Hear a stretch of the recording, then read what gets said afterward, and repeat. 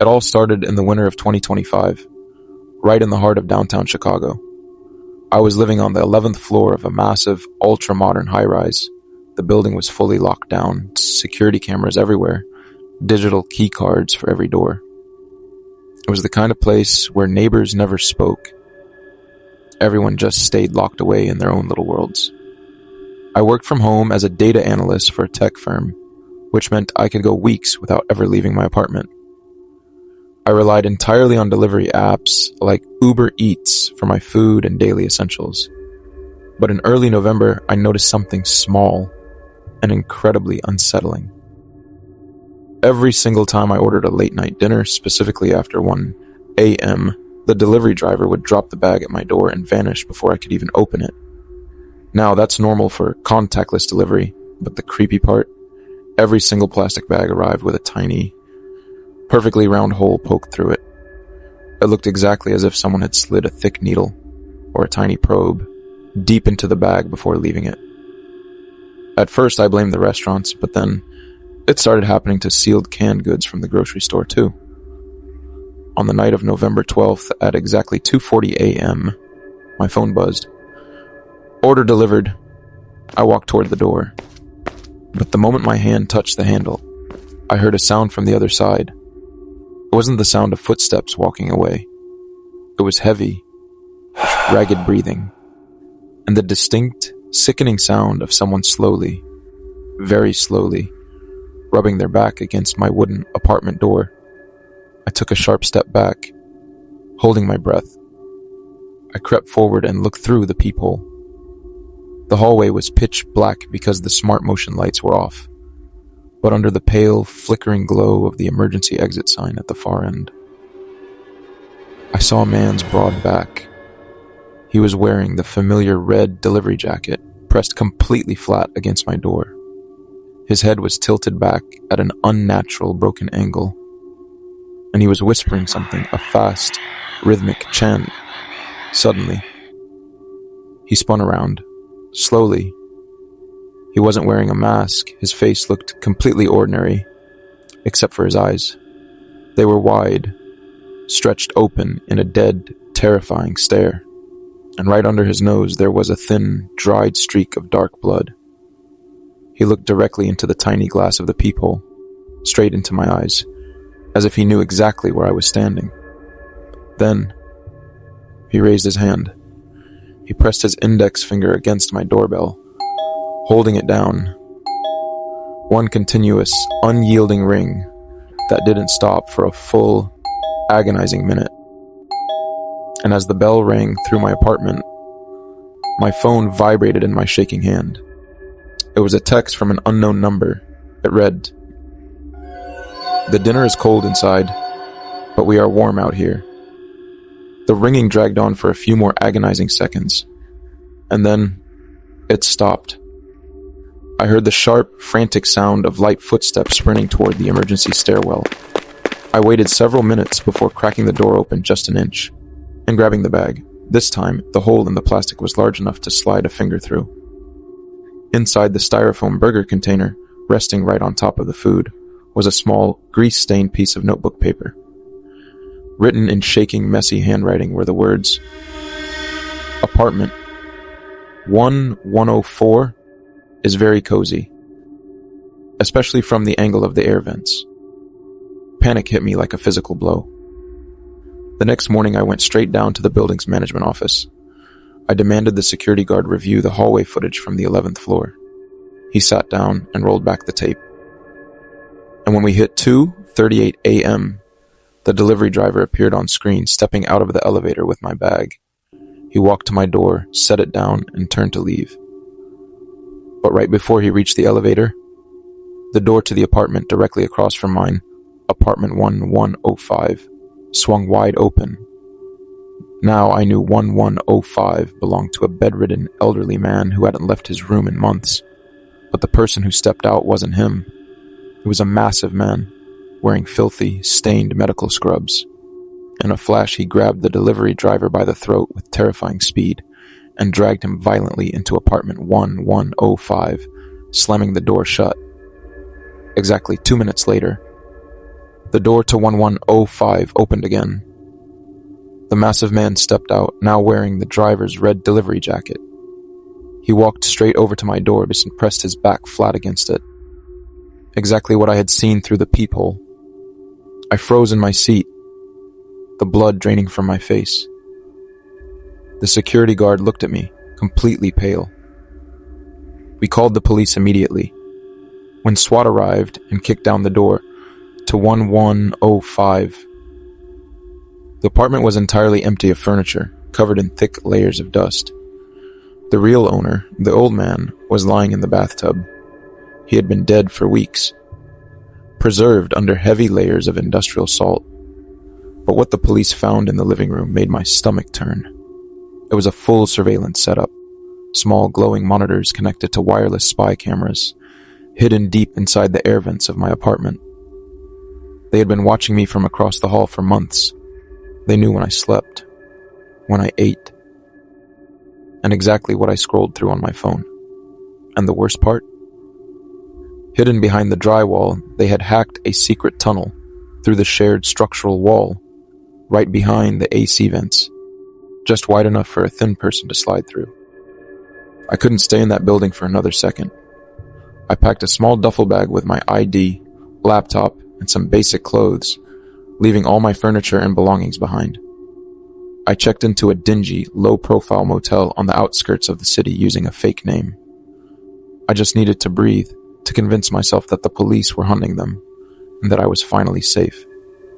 By the fourth night, I was lying in the motel bed, tracking the news on my laptop, looking for any updates on the Chicago high-rise case. The media had kept it quiet. There was only a tiny hidden article about the body of a delivery driver found in the city's sewer lines. Then, at exactly 1:15 a.m., my phone chimed. It was a familiar, distinct sound that made my heart drop straight into my stomach. A notification from Uber Eats. Your driver's on the way. My breath caught. I hadn't opened that app since the night of the incident. I hadn't ordered a thing. I scrambled to open the app, my fingers trembling so badly I could barely type. I checked the active order. My account had been hacked. There was a live delivery running under my name. And the drop-off address? It wasn't my old apartment in Chicago. It was the exact address of the hidden motel I was lying in, with my specific room number written perfectly in the driver notes. The air left my lungs. I stared at the bottom of the motel door. The gap between the wood and the floor allowed the bright yellow light from the outdoor walkway to stream into my dark room. Suddenly, that light was cut off. A dark shadow of 2 massive feet appeared, standing completely still, right outside my door. There had been no footsteps, no sound on the gravel outside. He had just materialized there. In absolute silence. Then, very slowly, a small folded piece of paper was slid under the door, scraping against the carpet until it rested inside my room. Tears blurred my eyes as I crawled over and picked it up. It was a printed screenshot, a live picture of my own phone screen taken from the spy camera days ago. And written across it in thick crimson ink were the words, "Changing hotels doesn't change the fact that you always order the same thing. Open up. We're hungry too." The federal investigation is still open to this day. The FBI believes it's part of a highly organized dark web ring that targets isolated people living alone. I move every 48 hours now. I don't use a smartphone, and I never, ever order food. But the trauma, the thing that keeps me awake every single night, is that whenever I walk into the bathroom of a new place, I always spot it. A tiny, perfectly round hole drilled into the corner of the ceiling tiles. And if I listen closely enough, I can hear the heavy, raspy breathing on the other side, just waiting for me to fall asleep. My name is Ethan, and I used to think the scariest thing about New York City was the rent. I was wrong. For 3 long years, I worked the graveyard shift as a night inspector for the MTA, checking the structural integrity of the old, abandoned subway tunnels beneath Manhattan. It's a lonely job. Just you, a flashlight, and miles of cold, dripping concrete. You get used to the shadows. You get used to the rats. but you never, ever get used to the silence. On the night of March 14th, I was assigned to Section 4, a deep, forgotten tunnel line closed since the 1970s. The only way in was through a heavy industrial steel door, secured by an old digital card reader. To enter, you swipe your ID, the scanner beeps, and a tiny digital screen flashes, "Users inside. 1. I swipe my card. Beep, the screen lit up, but my breath caught in my throat. The pixelated green text read, "Users inside. 2. I stared at it. That was impossible. No one else was scheduled for Section 4. I assumed it was a glitch. The system was decades old, after all. I pushed the heavy door open, stepping into the damp, freezing air of the tunnel. The steel door slammed shut behind me with a loud, metallic echo that seemed to travel for miles. Clang. I switched on my high-powered flashlight, cutting through the thick, heavy darkness. I started walking down the tracks, the gravel crunching beneath my heavy boots. After about 20 minutes of walking, I stopped to log a cracked wall beam. That's when I noticed it. The echo of my footsteps didn't stop when I did. Crunch. One extra distinct step echoed from the darkness behind me. I spun around, throwing the flashlight beam down the tunnel. Nothing. Just empty tracks disappearing into the black void. "Hello?" I called out. My voice bounced off the curved walls. "Hello? Hello? Hello?" Then, from the absolute darkness, just beyond the reach of my light, came a response. It wasn't a word. It was a rhythmic, wet, clicking sound like a fingernail snapping against steel. Click, click, click. And then, a wave of pure, putrid stench hit my face. It smelled of rotting copper and damp, stagnant earth. Every instinct in my body screamed at me to run. I turned and began walking back toward the exit door. Fast. My flashlight beam was shaking violently now. I pulled out my company radio, pressing the button. "Control. This is Ethan in Section 4. I think someone else is down here. Code blue." All I got back was a wall of harsh, deafening static. But beneath the static, I could hear it. That wet, clicking sound coming right through the radio speaker. I clipped the radio back to my belt, my chest heaving, to calm my nerves. I pulled up the live security feed of Section 4 on my company phone. The camera was mounted directly above the exit door I was walking toward. I opened the app, waiting for the night vision feed to load. When the screen flickered to life, I stopped dead in my tracks. The camera showed the heavy steel exit door, and standing directly in front of it, looking up into the camera lens, was me. It was my jacket, my build, my flashlight, but it couldn't be me. I was a quarter mile down the tunnel. The thing on the screen slowly raised its arm, waving directly at the camera, with a jerky, disjointed movement, like a puppet with broken strings. I stared at the screen, my mind fracturing with terror. Then, the thing on the video stopped waving. It slowly turned its head around, a full 180 degrees, and looked back down the tunnel, toward the camera, toward me, on the tiny phone screen. I watched myself drop to all fours, its limbs bent backward with loud, sickening cracks. And then, it began to sprint down the tracks toward my position, moving with the terrifying, spider-like speed of a starved predator. I dropped the phone. It shattered on the gravel. I turned around and sprinted deeper into the abandoned tunnel, my heart exploding in my chest.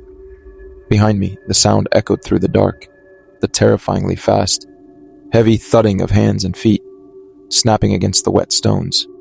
Thud, thud, thud, thud. It was catching up. I ran until my lungs burned like fire.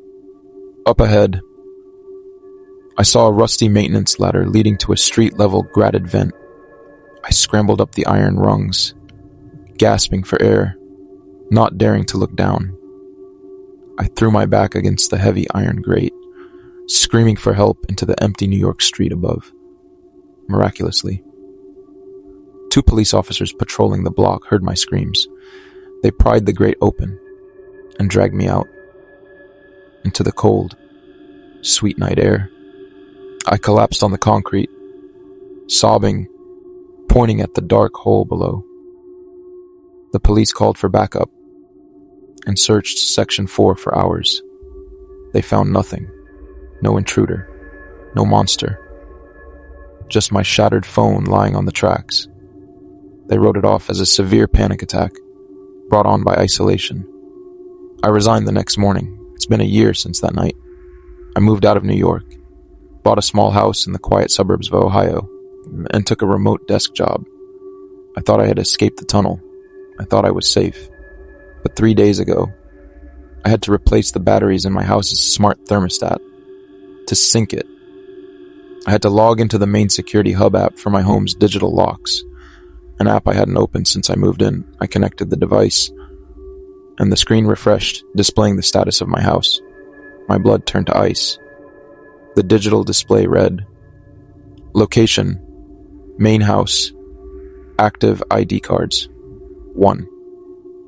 There was a notification from the day I moved in, a green, pixelated line of text that had been sitting there in silence for 12 months.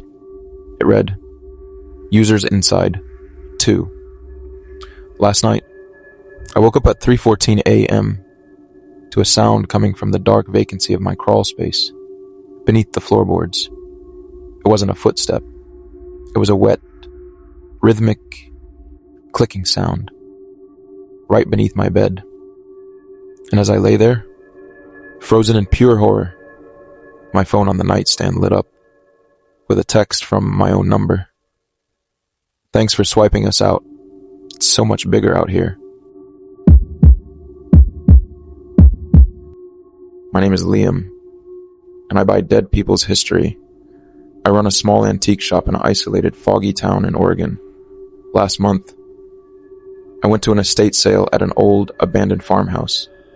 The family had vanished back in 1994. In the basement, buried under layers of dust, I found a heavy, vintage, reel-to-reel tape recorder, a beautiful wooden Panasonic model. Inside it was a single unlabeled magnetic tape. The auctioneer sold it to me for $20. He just wanted it out of his sight. That night, inside my empty shop, the rain was pouring against the glass.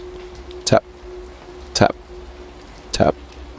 I cleaned the machine, plugged it in, and pressed the heavy mechanical play button. Clunk. The plastic reels began to spin slowly. For the first 30 seconds, there was nothing but the low, warm hiss of empty tape. Hiss. Then, a sound emerged. It was a child's voice. A little girl, giggling.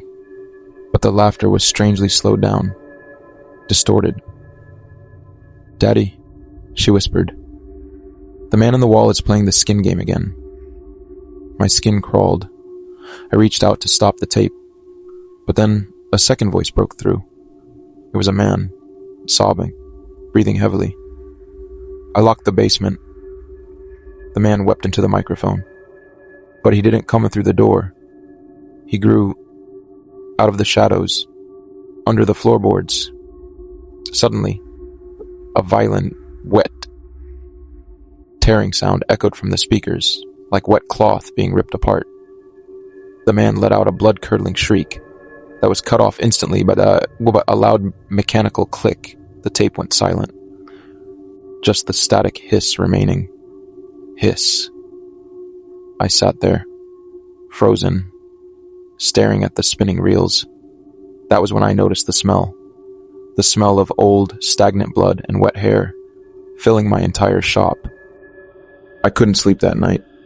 The sound of that tearing flesh kept echoing in my skull. The next day, I decided to do something stupid. I wanted to see if anyone on the internet knew about the 1994 farmhouse incident. I set up my phone on a tripod and started a live broadcast on Reddit for my followers. I wanted to play the tape live to see if anyone recognized the voices. "Hey guys," I said to the camera. "Listen to this tape I found." I pressed play. The audio began. The little girl's whisper, the man sobbing, the wet tearing sound. The comment section on my live stream went absolutely insane. "Fake! Creepy! Turn it off." But then, one user named Shadow_94 commented something that made my heart stop. "Look behind you. On the monitor." Behind my desk, I had a large black security monitor displaying the live feed of my shop's showroom. I slowly turned my head to look at it. The showroom was dark, lit only by the street lamps outside. On the screen, I saw myself sitting at my desk, broadcasting. But then, the tape on the reel-to-reel recorder hit that violent click sound. On the security monitor, the reflection of my shop window changed. The glass didn't show the rainy street anymore. It showed a massive, impossibly tall creature, pressed flat against the glass from the outside. It had no face, just a giant, wet, vertical slit down the middle of its head. I whipped my head around to look at the real window. It was empty, just rain. I looked back at the monitor. The creature on the screen was now inside the room. It was standing directly behind my chair. It raised a long, skeletal arm and placed a single, pale finger onto my shoulder. In real life, in that exact second, I felt a bone-chilling, freezing pressure drop onto my left shoulder. Left. I screamed, throwing myself forward off the chair. My phone fell, breaking the live stream. I didn't look back. I sprinted out of the shop, into the freezing rain, leaving the door wide open. I drove to a hotel 3 towns away, shaking, crying, locking myself in the bathroom. I stayed there for 3 days until the police finally agreed to check the shop. When they went in, they found the shop completely untouched. No monster, no signs of a break-in. Except for one thing. The vintage tape recorder was gone. They thought I had a psychological breakdown. I never went back to that shop. I closed the business, sold the inventory online, and moved to a small modern apartment in Seattle. No antiques, no old things. Everything new. But yesterday was my birthday. A heavy cardboard box arrived at my door with no return address. I thought it was a gift from my sister. I opened it. Inside, resting on a bed of old newspaper, was a single, black, modern cassette tape. Written on it in permanent marker was my name. Liam. My hand shook so badly I could barely breathe. I didn't want to play it. I threw it in the trash chute of my building. I went to bed, praying, trying to forget. But at exactly 3:14 a.m., I woke up. The apartment was dead silent, except for a faint, rhythmic sound coming from inside my bedroom closet. Whir. It was the sound of magnetic tape spinning. I froze in my bed, paralyzed with absolute terror. The closet door, slowly, clicked open an inch, and from the darkness inside, a voice drifted out. It wasn't the little girl, it wasn't the man, it was my own voice. It was a recording of me, from 3 days ago, screaming in my hotel bathroom, but the recording was slowed down, distorted, wet, and beneath my screaming voice, I could hear the wet, rhythmic clicking of fingers tapping against the inside of the closet door, moving closer to my bed.